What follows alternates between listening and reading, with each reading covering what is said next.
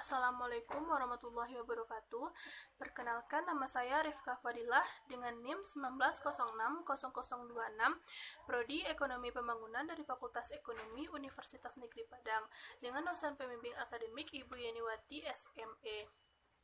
Baiklah, pada kesempatan ini saya akan menjelaskan video tentang teori klasik dan teori Marxis tentang pembangunan ekonomi. Baiklah, pada materi yang pertama itu ada teori klasik. Sebelumnya, teori klasik dijelaskan secara ringkas sebagai berikut.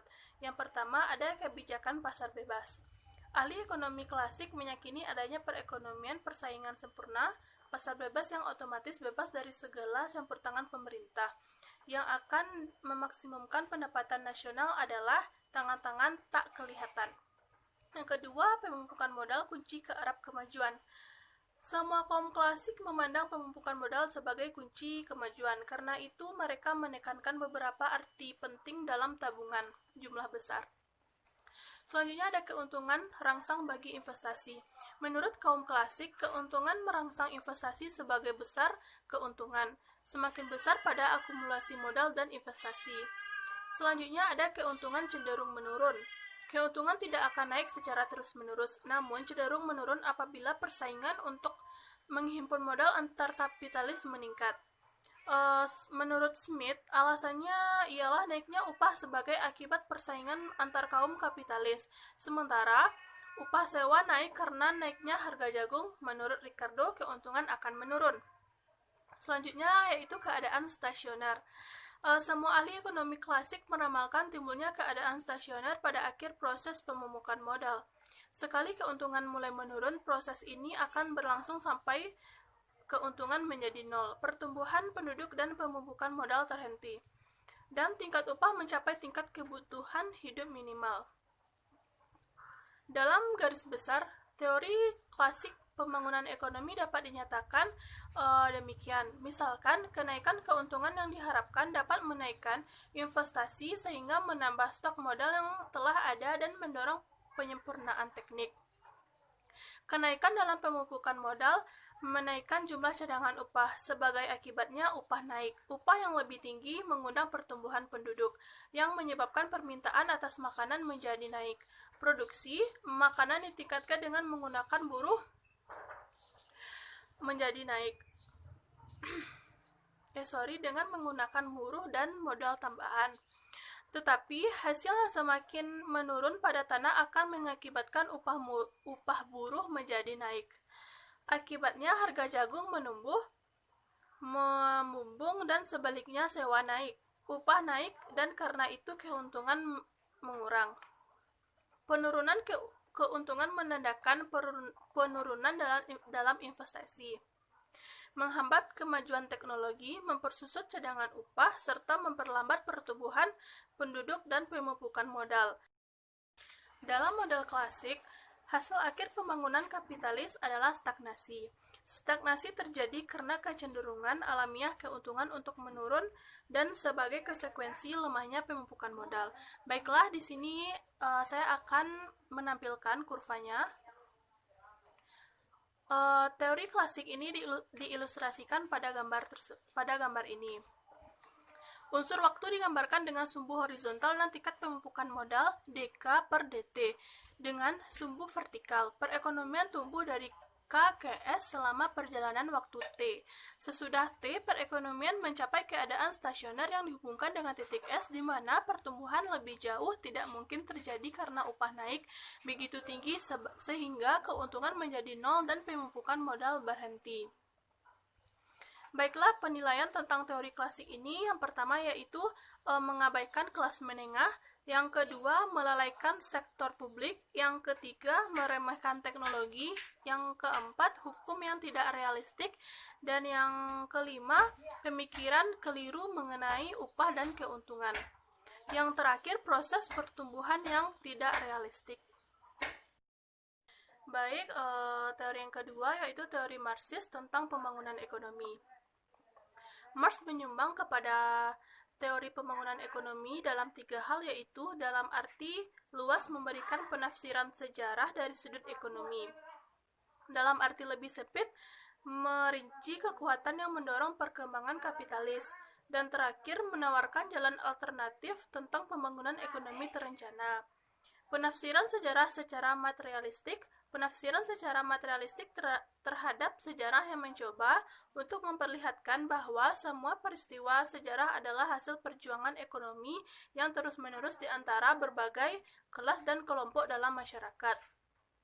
Sebab utama perjuangan adalah pertentangan antara cara produksi dengan hubungan produksi.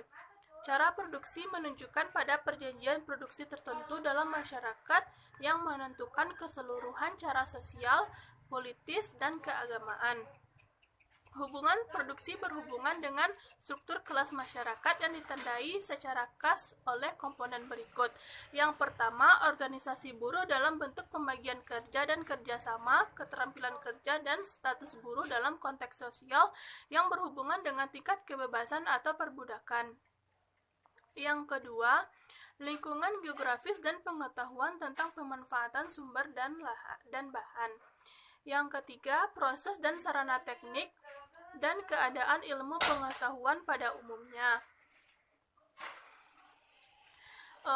Menurut Marx, nilai lebih menggunakan teori nilai lebih sebagai basis ekonomi bagi perjuangan kelas di dalam kapitalisme atas dasar teori nilai lebih. Inilah yang membangun suprastruktur analisis pembangunan ekonominya. Perjuangan kelas semata-mata hasil dari pemupukan nilai lebih di tangan segelintir kapitalis. Kapitalisme menurut Marx terbagi atas dua kelompok besar, yaitu para pekerja yang menjual atau tenaga buruh dan para kapitalisme yang memiliki atau alat-alat produksi. Selanjutnya, akumulasi modal. Menurut Marx, tenaga lebih inilah yang membawa kepada akumulasi modal. Tenaga lebih semata-mata hanya memperbesar keuntungan kapitalis. Motif utama kapitalis tersebut adalah untuk meningkatkan nilai lebih guna memperbesar keuntungan. Yang menurut Marx selanjutnya yaitu keuntungan ditentukan oleh jumlah modal. Seperti dikatakan Marx, modal adalah buruh mati yang bagaikan Dracula, hanya jaya dengan menghisap buruh yang hidup, dan semakin panjang hidupnya akan semakin banyak pula buruh yang dihisapnya. Untuk menjelaskan asal-usul laba dan menganalisa hubungan antara upah dengan laba, Marx memisahkan modal menjadi modal konstan dan modal variabel. Untuk menganalisa sifat akumulasi kapitalis, Marx menjalin hubungan tertentu.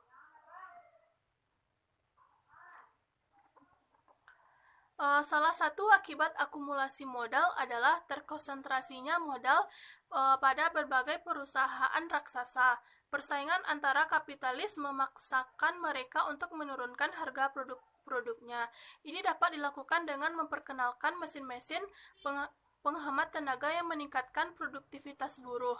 Para kapitalis yang tidak dapat mengganti tenaga kerja dengan mesin akan tersingkir, dan perusahaan mereka akan dicaplok oleh para kapitalisme yang besar. Akumulasi konsentrasi modal memerlukan modal konstan dan menurunkan modal variabel. Pertumbuhan modal konstan yang lebih cepat dibandingkan dengan modal variabel menyebabkan penurunan relatif pada permintaan buruh. Selanjutnya ada krisis kapitalis. Untuk mencegah kecenderungan menurunnya tingkat keuntungan ini, para kapitalis menaikkan tingkat eksploitasi dengan jalan mengurangi upah, memperpanjang hasil kerja, dan dengan meningkatkan kecepatan dan sebagainya. Penilaian kritis atas teori Marx tentang pembangunan ekonomi ini, yang pertama yaitu nilai lebih tidak realistis, yang kedua Marx lebih palsu, yang ketiga kemajuan teknologi bermanfaat di dalam meningkatkan pekerjaan, yang keempat kecenderungan jatuhnya keuntungan tidak benar, yang kelima Marx tidak memahami fleksibilitas kapitalisme. Teori Marx dan negara terbelakang. Kegagalan Marx untuk menyadari adanya tekanan penduduk membuat teori tidak bisa diterapkan di negara terbelakang yang berkependudukan sangat padat. Tetapi beberapa variabel dalam analisanya memang benar-benar di dalam perekonomian serupa. Di negara terbelakang yang sampai kini di bawah pemerintahan kolonial, tenaga buruh dieksploitir demi keuntungan negara penjajah. Baiklah, hanya itu materi yang dapat saya jelaskan. Apabila kata-kata saya atau teori saya ada yang salah, saya mohon maaf. Sekian, assalamualaikum warahmatullahi wabarakatuh.